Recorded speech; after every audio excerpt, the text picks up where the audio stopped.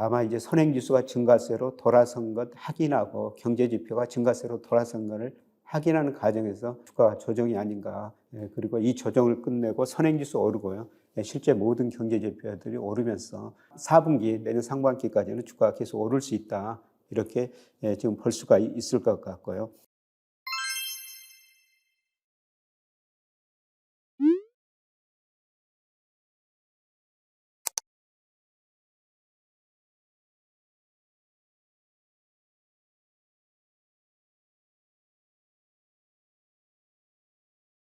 안녕하세요. 최근 여러 가지 경제지표가 발표됐습니다. 통계청의 산업활동 발표됐고요. 그다음에 한국은행 2분기 GDP, 그다음에 각종 경제 심리지수 이런 것이 발표됐습니다. 이런 걸 보고 종합적으로 우리가 경기를 판단할 수가 있는데요. 그런데 최근에 경제지표 보니까 최악의 상황은 벗어나고 있더라. 이런 말씀을 드리겠습니다. 하나하나 살펴보겠습니다. 우선 통계청에서 매월 말에 그 산업활동 동향을 발표하는데요. 6월 말 산업활동 발표가 됐습니다. 여기 보면은 통계청 산업활동에는 우리 기업들이 생산을 얼마나 했는가, 그 다음에 우리 가게가 소비를 얼마나 했는가, 기업들이 투자를 얼마나 했는가, 이런 지표들이 종합적으로 나오거든요. 그런데 전반적으로 뭐 증가 폭은 크지 않지만은 생산이 약간 증가했습니다. 그리고 소비를 나타내는 소매 판매도 조금 더 증가했고요. 그 다음에 기업 투자도 건설 투자가 조금 감소했습니다. 설비 투자는 늘었어요. 그런데 이제 우리가 통계청에서 꼭 그 산업활동 볼 때 제가 두 가지는 꼭 지켜보자 이런 말씀을 계속 드리고 있습니다. 첫 번째는 선행지수 순환변동치죠. 두 번째는 그 재고 출하 비율인데요. 이걸 가지고 현재 경기뿐만 아니라 우리가 미래 경기를 판단해 볼 수 있다. 이런 말씀을 드렸습니다만은 우선 선행지수 순환변동치예요. 제가 작년 말부터 올해 3, 4월 달에 선행지수가 저점을 칠 수 있습니다. 이런 말씀을 계속 드렸습니다만은 우선 발표될 때마다 조금씩 달라졌는데요. OECD 한국 선행지수가 지난 2월에 저점을 치고 6월까지 올랐었죠.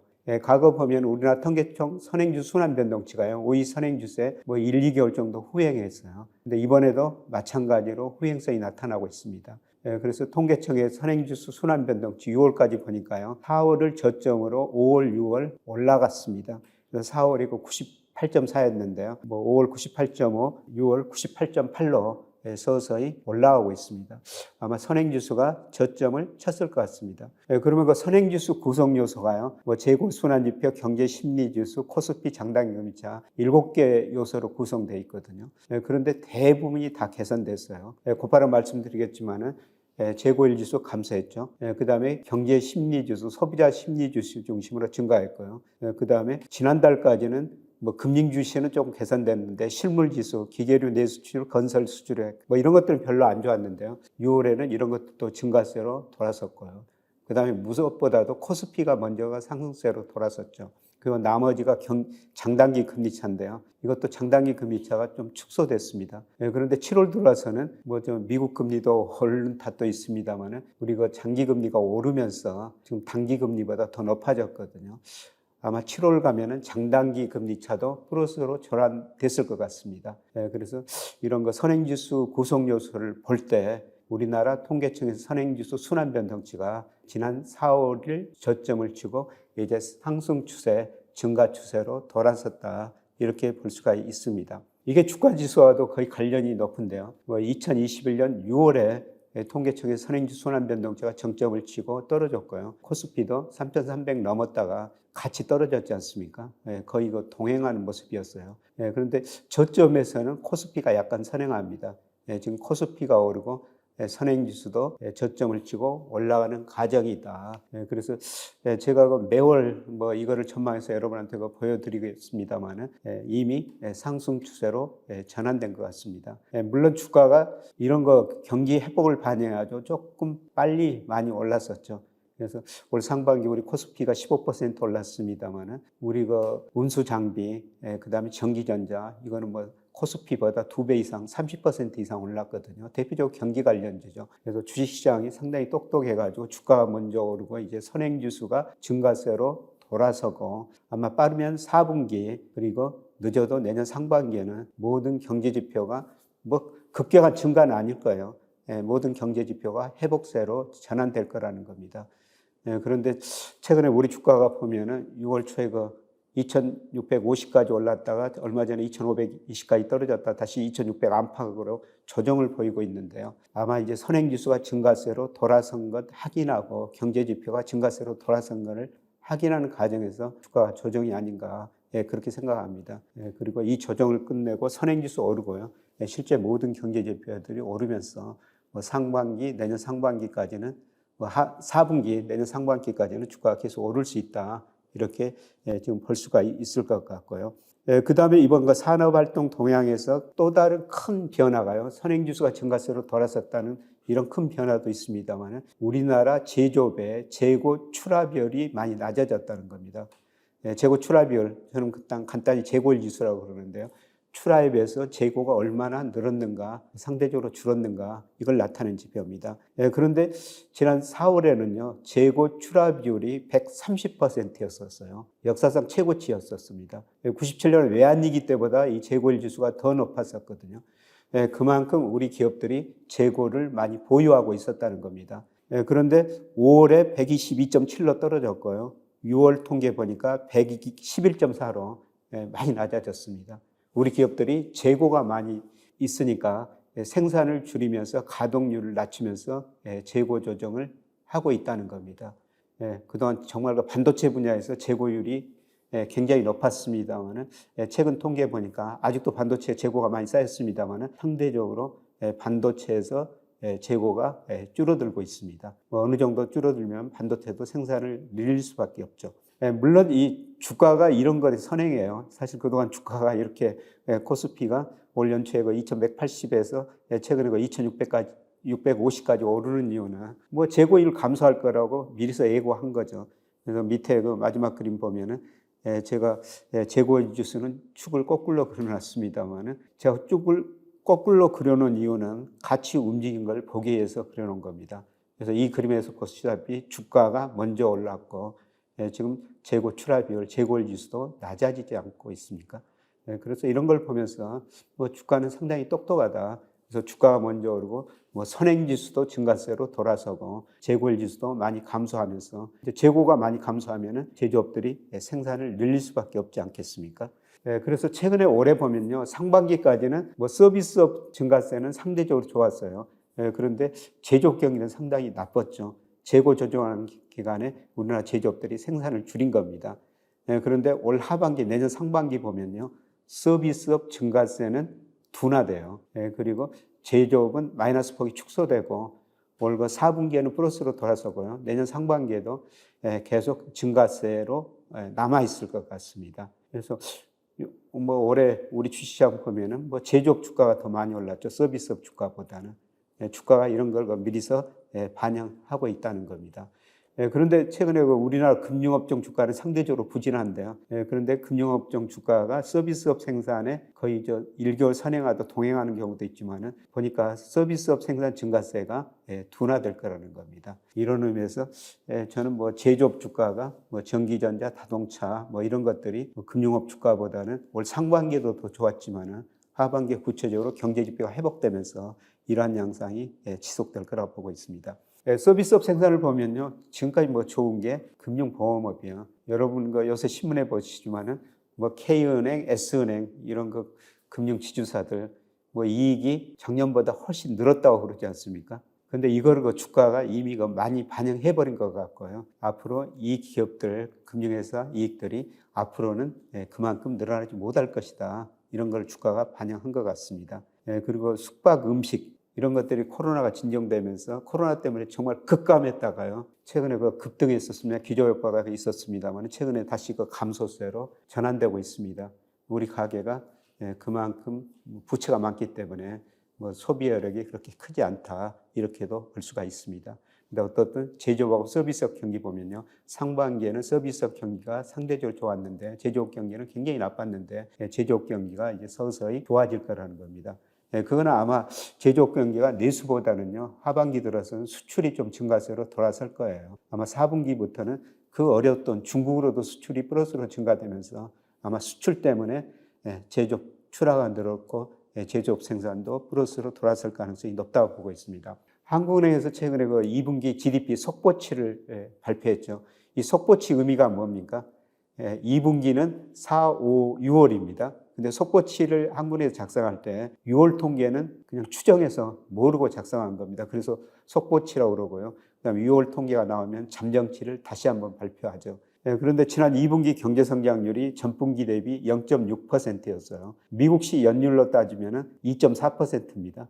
미국 경제도 2분기 2.4% 성장했는데요. 우리도 연율로 따지면 2.4% 성장했다는 겁니다. 그런데 2분기까지 보면은 내용은 별로 안 좋았어요.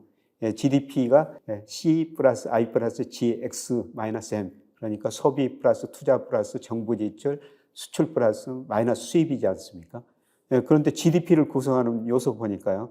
소비도 전분기 대비 0.1% 감소했습니다. 정부 소비도 1.9% 감소했죠. 투자도 줄었어요. 그다음에 수출도 줄었습니다. 그런데 왜 경제 성장률이 0.6% 전분기 대비 플러스가 나오겠습니까? 마이너스 항목인 수입이 큰 폭으로 감소했기 때문입니다. 그래서 GDP 구성 내수 요소를 보면요. 별로 실속 있는 성장은 아니었다. 그래서 이 GDP가 발표되고 일부 언론에서는 불황형 성장이다. 이런 표현까지 나왔지 않습니까? 어떻든 2분기 양적으로는 0.6% 성장했습니다만 질적으로 보면은 그렇게 좋은 성장 내용은 아니었다.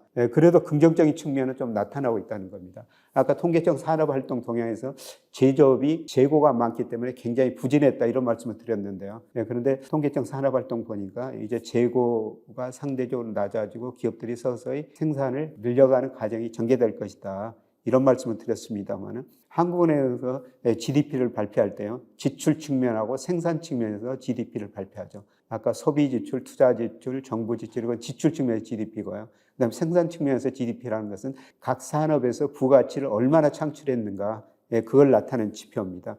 그런데 이거 보면요. 제조업에서 전기 대비 생산이 2.8%나 증가한 거로 나와 있어요. 그래서 제조업 경기에서 우리가 어느 정도 희망을 찾을 수가 있다. 그래서 주식시장이 이런 걸 많이 반영해가지고 제조업 주가가 많이 올랐다는 겁니다.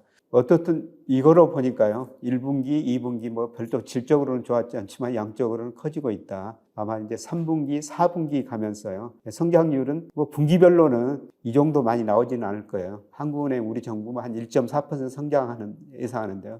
저는 한 1.2%라고 성장하는데 근데 앞으로 3분기, 4분기 수출 기여도가 가장 클 것은 아마 저는 수출이 아닌가 생각됩니다. 수출이 작년에 크게 부진했는데요. 아마 올해는 유럽 쪽, 하반기에는 아시아 쪽, 그 다음에 중국 쪽으로 수출이 좀 증가하면서 수출이 성장 증가에 좀 기여하리라고 보고 있습니다. 그래서 실물 지표 좀 좋아지는 조짐이 나타났습니다. 그 다음에 심리지수 보면요. 우선 기업 심리지수는 별로 안 좋습니다. 한국은행에서 기업경기 실사지수를 발표하는데요. 그런데 7월 지수가 보면은 가급 평균보다 낮을 뿐만 아니라 제조업뿐만 아니라 비제조업도 조금 더 떨어진 거로 나왔거든요. 그래서 지난 6월까지는 약간 반등했는데요. 7월 보니까 떨어지는 속도는 별로 높지는 않습니다만은 예를 들어서 제조업 기업경기 실사지수가 6월에 73이었는데 7월에는 72, 그 다음에 비제조업 서비스업이죠. 77에서 76으로 약간 떨어졌어요. 기업들까지는 경기가 좋다고 대답하고 있지는 않은 것 같습니다. 그리고 최근에 중소기업이 조금 좋아진다고 대답했다가 나빠지고 있고요. 그 다음에 내수기업이 수출기업보다 좋다고 이렇게 대답했는데 최근에 보면은 내수기업이 다시 안 좋아지고 있다고 대답하고 있습니다. 그만큼 1분기에는 소비가 증가했다가 2분기부터 지금 소비가 별로 증가하지 않는다는 것입니다. 상대적으로 지난 7월 BSI 보니까 수출 기업이 조금 더 좋다고 대답을 하고 있습니다. 그런데 어떻든 기업은 아직도 많이 좋아지고 있지 않다 이런 식으로 대답하고 있습니다. 왜 그러느냐 대답을 한국은행에서 조사하면서 물어보니까 제일 많은 대답이 불확실성이라고 대답하고 있습니다. 아직도 불확실성이 높다는 거죠. 진짜 경기가 회복될 것인가? 그 다음에 미국 경제, 중국 경제 이들과 패권 전쟁은 어떻게 될 것인가? 아직도 불확실한 점이 많지 않습니까? 그래서 우리 기업들이 지금 투자를 미루고 있는 것 같습니다.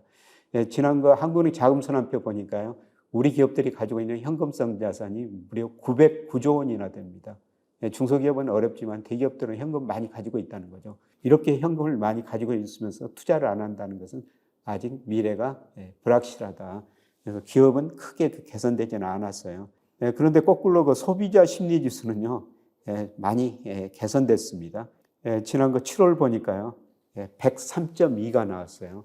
이 100의 의미가 뭡니까? 2003년부터 작년 12월까지 평균을 100이라고 그러거든요. 그래서 이 소비자 심리지수가 100이 넘으면요, 우리 가계가 과거 평균보다 낙관적이다, 100이 하면 비관적이다 그러는데, 지난 통계를 보니까 103으로 나와버렸습니다. 우리 가계가 과거 평균보다 좀 괜찮아졌다 이렇게 대답을 하는데요. 아마 이거는 그 주가의 영향일 것 같습니다. 주식을 가지고 계신 분 최근에 주가가 올랐으니까 아마 긍정적으로 대답하실 것 같고요. 주식을 안 가지고 계신 분도 주가 오르면 야, 뭐가 좋은 일 있나 보다 좀 긍정적으로 대답하기가 쉽거든요. 그러니까 소비자 심리지수는 주가하고 거의 같은 방향으로 움직인다는 겁니다. 이거는 우리뿐만 아니라 미국도 그래요. 미국도 뭐 산업 생산 지금 경기 선행지수 다 떨어지고 있는데요. 주가하고 같이 오르는 것은 미시간 대학에서 발표하는 소비자 심리지수, 그다음에 컨퍼런스 보드 소비자 심리지수 이거는 지금 많이 개선됐거든요. 아마 주가 영향이 아닌가 이렇게 생각합니다. 근데 어떻든 소비 심리는 많이 개선됐는데 과연 이 소비 심리가 실제 소비로 이어질 것인가? 그거는 가계부채가 높고 아직도 금리 부담이 높기 때문에 소비가 크게 늘어나기는 힘든 상황이다. 이렇게 볼 수가 있을 것 같습니다. 그 다음에 경제 심리지수라는 거예요. 경제 심리지수라는 것은 앞서 말씀드린 기업 경기 실사지수하고 그 다음에 소비자 심리지수 합친 겁니다. 물론 비중은 기업에다 75%, 소비자한테 25% 주는데요. 그런데 최근에 기업 경기 실사지수는 조금 개선되다 정체되고 있습니다만 소비자 심리지수가 많이 올랐기 때문에 이 기업 경기 실사지수 이거는 조금 증가했는데 소비자 심리지수 때문에 경제 심리지수도 개선된 거로 나오고 있습니다. 그리고 그 뉴스 심리지수라는 게 있는데요. 이거는 한국에서 각종 그 포털사에 있어서 긍정적인 뉴스가 많이 나오느냐, 부정적인 뉴스가 많이 나오느냐 이런 걸 가지고 해야 하는데요. 이것도 뭐 주가하고 거의 같은 방향이에요. 최근에 코스피도 오르고 긍정적인 뉴스가 상대적으로 좀 더 늘어나고 있다. 그런 지표를 우리가 알 수가 있는 것입니다. 그래서 최근에 그 산업활동, 그 다음에 GDP 이런 경제 심리지수로 보면요, 우리 경제 지표가 최악의 상황은 지나고 있다. 가장 중요한 게 통계청에서 매월 발표하는 선행지수 순환변동치하고 재고 출하 비율인데 특히 선행지수가 4월에 저점이었을 것이다. 거의 확인되는 시점인 것 같습니다.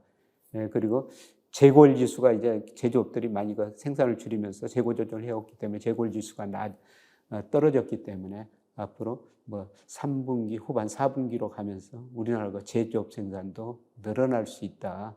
이렇게 볼 수가 있습니다. 우리 경제가 상당히 지금 어려웠었는데요. 그 어려운 시점에서는 서서히 탈피하고 있다. 이렇게 볼 수가 있습니다. 이제 나머지 하나가 남아 있는데요. 수출입 통계죠. 수출입 통계는 제가 지금 말씀드리는 이 순간은 발표 안 됐습니다. 다음 주 또 매월 1일 날 발표되지 않습니까? 제가 수출입 통계는 나오면은 즉시 좀 말씀을 드릴 텐데요. 지난 6월 달에 무역수지가 흑자 났습니다만 아마 7월에는 무역수지 적자일 가능성이 높고요. 그 다음에 우리 코스피하고 상관계수가 굉장히 높은 게 일평균 수출 금액인데, 근데 20일까지 간세청 통계를 보니까 제 예상치보다 좀 더 낮게 나오고 있습니다. 나머지 10일 동안 어떻게 증가했을 것인가, 그게 저도 굉장히 큰 관심사인데요. 아마 제 예상보다는 7월 수출이 조금 더 일평균 수출이 낮아졌지 않을까. 이게 그 수출이 발표되면은 주가에 또 어떤 식으로 영향을 주게 될 텐데요. 수출입 통계가 발표되면 다시 말씀을 드리겠습니다. 그런데 어떻든 여러 가지 경제 지표가 최악의 상황에서 벗어나고 있다.